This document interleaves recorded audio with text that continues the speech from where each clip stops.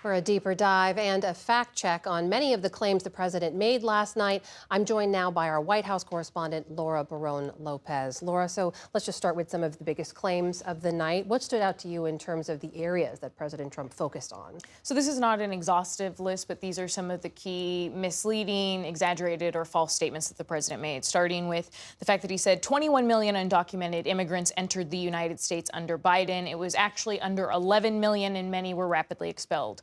He said that 350 billion has been spent on supporting Ukraine. It's actually just over 180 billion. That's according to the Ukraine Oversight Inspector General. And that includes money that's spent inside the U.S. on weapons manufacturing. The president also said that fentanyl coming from Canada is killing thousands.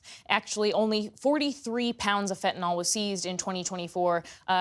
43 pounds of the fentanyl that was seized came from Canada, so about 0.2% of the total amount. And then lastly, the president said that millions are being spent on, quote, making mice transgender. That claim is false. That last one there, Laura, making mice transgender. What's the reality there?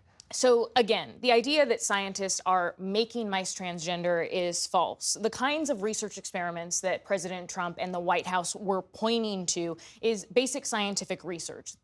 These studies were not studying if gender-affirming care works. That's a legal medical treatment that's endorsed by major U.S. medical associations. These experiments were studying the effects of gender-affirming hormones on asthma and on whether gender-affirming hormones increase breast cancer risk. So if someone is getting gender-affirming care, does it make an HIV vaccine less effective on that person? Many diseases and conditions are impacted by a person's hormones, and there is no ethical scenario where scientists will just be immediately experimenting on humans. They always start with rats and mice. So ultimately, these experiments on mice that the president was singling out, they help scientists understand the biological effects on humans and on the endocrine system. And they could also impact the wider U.S. population, not just transgender people. Again, Amna, those scientific experiments that were being paid for, funded by NIH,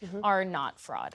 So leading up to the speech, we heard from President Trump and from Elon Musk claiming millions of dead people had been receiving Social Security payments. We heard the president double down on that last night. What should we understand there? So the president spent a big chunk of his address repeating these false claims on Social Security.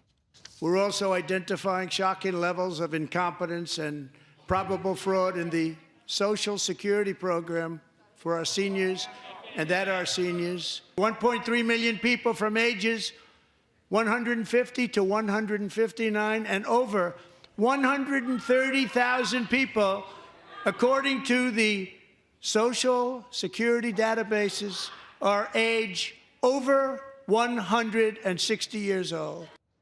Many of those claims have also been spread online by Elon Musk to his more than 200 million followers. But the reality is that 1% of Social Security Administration payments are improper and they're made to living people. And there are Americans in the system who were born in the 1920s. They're still in the Social Security Administration system, but that doesn't mean that they are receiving payments, which is something that the president's own Social Security administrator recently said. And also, Amna, the Social Security Administration automatically stops payments to people who are over the age of 115 years old. So President Trump has also claimed that Elon Musk's team has found what he's called hundreds of billions of dollars of fraud. He listed a number of those programs in his speech last night.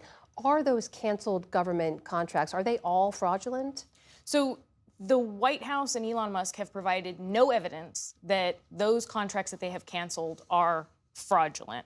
One example being the amount of money that FEMA sent to shelter migrants in New York City. That money was congressionally approved. It was voted on even by some Republicans. The president has labeled that fraud, and so has Elon Musk. So what they are essentially doing is they are calling on their wall of receipts that DOJ has, where they're showing the contracts that they say that they've canceled. They're calling a lot of those fraud, even though they haven't provided the evidence. And some of that wall of receipts has math errors, it has duplicate contracts, it has contracts cut that actually had no savings, and they admit it on that wall of receipts.